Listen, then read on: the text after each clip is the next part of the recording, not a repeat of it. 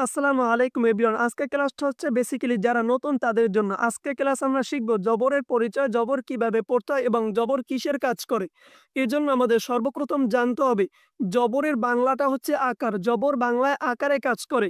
যেমন আমরা যদি আরবিতে পড়ি বা জবর বা, তখন সেটাকে যদি আমরা বাংলায় কনভার্ট করি তাহলে হবে বয়াকারে বা। কেননা বার বাংলাটা হচ্ছে ব এবং জবরের বাংলাটা হচ্ছে আকার। এইটা যদি আমরা খেয়াল রাখতে পারি তাহলে দিন আমাদের আর বেশি সমস্যায় ভুগতে হবে না। বিসমিল্লাহির রহমানির রহিম। হামজা জবর আ, বা জবর বা, তা জবর তা, সা জবর সা, জিম জবর জা, হা জবর হা, খ জবর খ।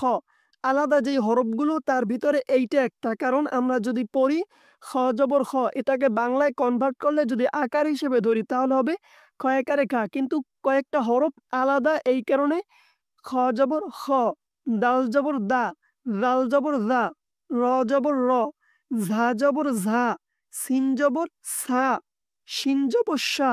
শিন আর সিন, সিনের সময় এইভাবে আওয়াজ হবে এবং শিনের সময় মুখের ভিতরে সা সা শব্দ হবে।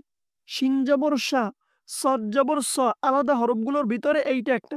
সদ জবর স, দদ জবর দ, ত জবর ত, জ জবর জ, হাইন জবর হা, গইন জবর ঘ, ফা জবর ফা, কফ জবর ক, কাফ জবর কা, লাম জবর লা, মিম জবর মা, নুন জবর না, ওয়াও জবর ওয়া, ওয়াও জবর ওয়া, হা জবর হা, হামজা জবর আ, ইয়া জবর ইয়া, ইয়া জবর ইয়া।